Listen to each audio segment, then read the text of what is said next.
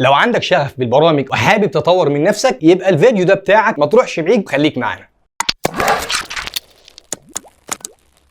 السلام عليكم ورحمة الله وبركاته، أهلا بيكم في قناتكم مساحة أونلاين. إن شاء الله النهاردة الفيديو ده موجه للناس اللي عندها شغف بالبرامج المسيحية وحابب يطور من نفسه ويوصل لأحسن بفضل الله سبحانه وتعالى. إن شاء الله النهاردة هنتكلم عن برنامج السيفل 3D، إزاي تخرج داتا ببرنامج السيفل 3D، ده اللي إحنا إن شاء الله هنعرفه مع بعض النهاردة، فما تروحش بعيد وخليك معانا. زي ما أنتم شايفين ده برنامج السيفل 3D، فاتح معايا البرنامج وأنا فاتح عندي لوحة عايز أطلع منها داتا. طيب ازاي اخرج داتا؟ ده اللي هنشوفه مع بعض، خليكم معايا. اول حاجه انا عندي الشغل بتاعي ده عباره عن 2D ولا 3D. طبيعي جدا ان اغلبيه الناس اللي بتبقى شغاله على الكمبيوتر بتبقى شغاله 2D، لكن انا بفضل ان انا اشتغل شغل 3D علشان بيسهل لي انا بعض الداتا اللي بتطلع لي. وبرده ان شاء الله هنبقى نشرح الموضوع ده ازاي ان انا اركب شكل 3D ان شاء الله فضل سبحانه وتعالى هنشرحه، لكن مش دلوقتي. طيب اعرف ازاي اذا كان شغلي 2D ولا 3D؟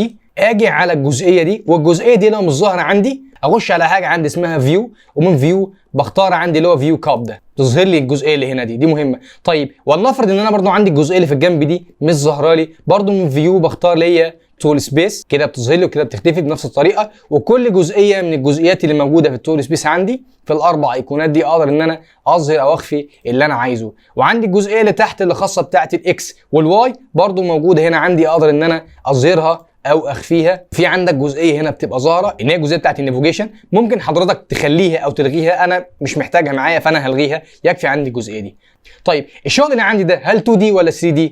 انا اعرف منين؟ باجي عندي في الجزئيه اللي في الجنب دي هنا كده، وفي عندي رسمه بيت صغيره، اروح دايس كليك كده عليها هينقل لي الشكل بتاعي لل 3D. انا محتاج اطلع داتا، الداتا اللي انا محتاج اطلع فيها ايه بالظبط؟ ايه الجزئيه اللي انا محتاجها؟ انا محتاج اطلع البوتوم بتاع السلم ده. منين ان انا اختار عامه اطلع بوتوم، اطلع توب كونكريت، اطلع اللي هطلعه ازاي ان انا استخدمه؟ هدخل على الجزئيه اللي هنا بتاعت برسبكتور. اول حاجه عندي اللي هي البوينتس، هقف كده كليك عليها كليك يمين واقول له كريت، هيظهر لي الصفحه اللي قدامك دي. هروح انا داخل على السهم الصغير ده تكه كده عليه واروح نازل على كلمه مانيوال، انا هبدا احدد البوينت اللي انا محتاجها. تمام. طيب انا هغير اي حاجه في الجزئيه اللي عندي دي؟ ايوه انا في عندي هنا حاجات ممكن اغير فيها. طبعا ده اللاير انا مش هغير فيه، وده الجزئيه الخاصه بتاعه الاستنج والنورسنج. انا بس كل اللي احتاجه ان انا في الاليفيجن هنا هقول له انا عايزه يبقى اوتوماتيك، مطرح ما انا هحدده يطلع لي المنسوب بتاعه، واقفل هنا تاني. بعد كده الجزئيه الاخيره دي عندي هنا هو تلقائي بيبقى واقف عند اخر بوينت انت اشتغلت عليها. طبعا احنا لسه ما اشتغلناش، فتبقى اول بوينت عندي رقم 1،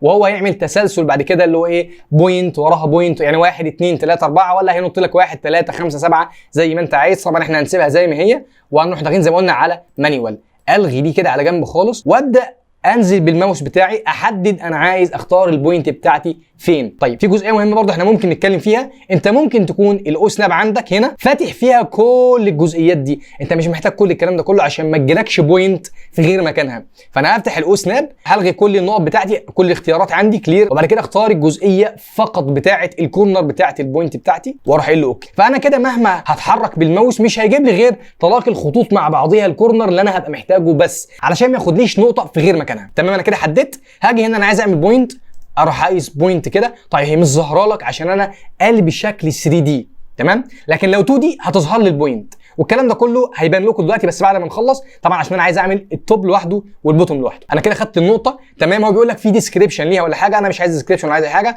هروح ادوس له انتر. خلاص كده النقطه الاولى اختار مكانها، اروح داخل على اللي بعديها، انا عايز نقطه هنا برضه نفس الكلام بالماوس كليك شمال، بعد كده اروح ادوس له انتر. هخش على اللي بعديها من هنا برضه اختار انتر، نقطه انتر الى اخره اهو، نقطه انتر، الجنب ده انتر. زي ما قلت لكم انا عايز ان انا اخد الجزئيات اللي هي بتاعه الكورنرات بس، انا هكتفي على الوضعيه دي. تمام كده احنا كده خدنا الجزئيات دي كلها ايه، تمام. انا مش عايز اكمل تاني وما يكفيني دول. طيب هل النقط دي فعلا بالفعل عندي اخترتها ولا لا، او ظاهره ولا لا؟ هاجي هنا على التوب واروح قايل له اوكي. هنيجي نفتح هنا النقط باينه عندك. طبعا انا ليه ما استخدمتهاش بالوضع ال2D؟ لو استخدمت ال2D ممكن ان انا وانا بختار بوينت يختار لي في التوب مش في البوتوم، فالمنسوب اللي بيطلع لي يطلع لي بتاع الجزئيه اللي فوق، اجي انفذه في الطبيعه الاقي شغله كله رايح في داهيه للاسف يعني.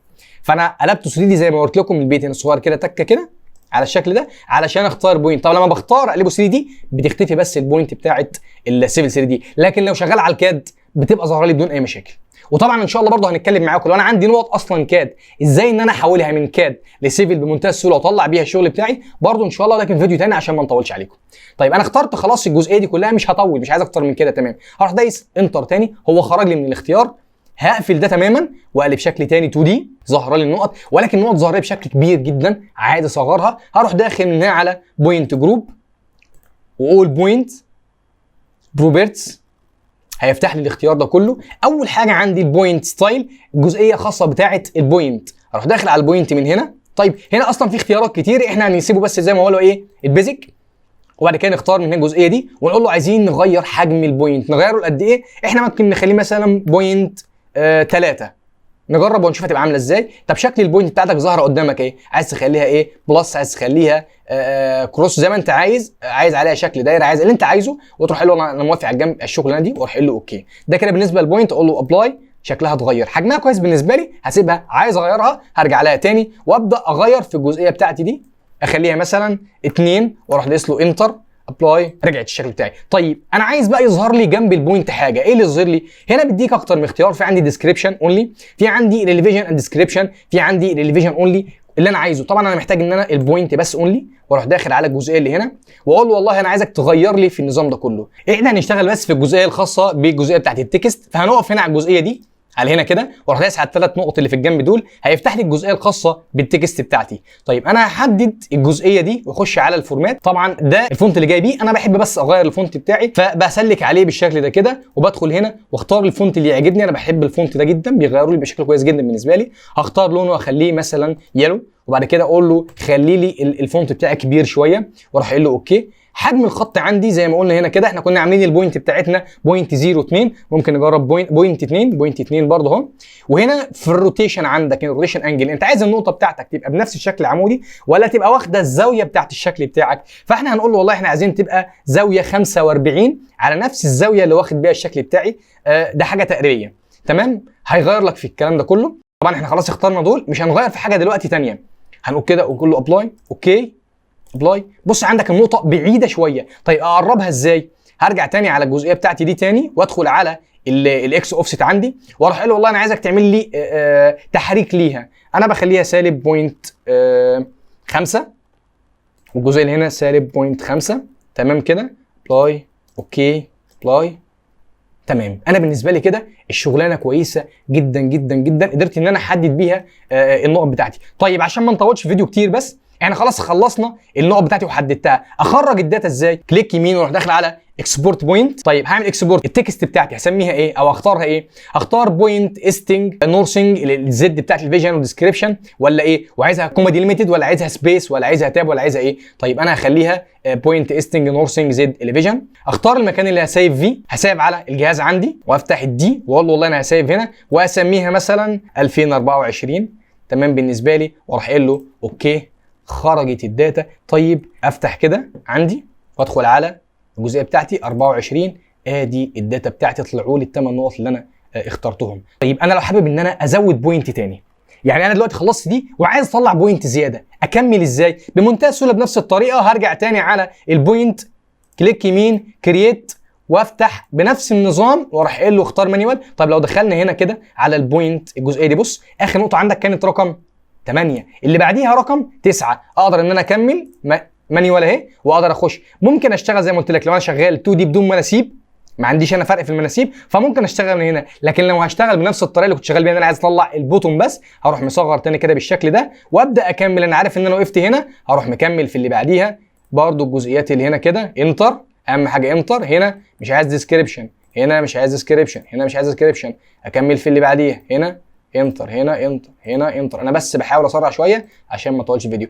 خلصت، هرجع الشكل بتاعي تاني 2 دي، كمل لي النقط لحد 15 بدون اي مشاكل. انا كده مش عايز حاجه ثانيه. انتر واقفل الشكل بتاعي، كليك يمين على البوينت جروب عندي هنا كده واروح قايل له اكسبورت داتا، اكسبورت بوينت بنفس الصيغه. فين المكان؟ انا عايز في نفس المكان على نفس الفايل، عدل لي فيه. اروح قايل له اوبن، سيف لي وعدل لي عليه. اوكي، هيقول لي الفايل متسيف بالفعل ويعمل لي ريبليسمنت ليه، استبدال لكل الداتا وينزل لي الجديد. اروح قايل له ايوه اعمل لي ريبليسمنت ليه ابدا ان انا اخش على ماي كمبيوتر تاني وافتح الفايل بتاع 2024، هلاقي ضاف لي الشغل الجديد بتاعي بمنتهى السهوله بمنتهى البساطه. كده عرفنا ازاي نطلع داتا ببرنامج السيفل 3 دي. زي ما انتم شايفين برنامج السيفل 3 دي كنت مقتنع انه برنامج صعب جدا ومعقد، ولكن البرنامج سهل وبسيط. احنا خدنا البدايه فقط وحابين ان احنا نساعد الناس بحيث ان انت لو مسكت سايت تقدر تشتغل بدون اي مشاكل وتقدر تطور من نفسك. وبفضل الله سبحانه وتعالى عندنا في القناه ان شاء الله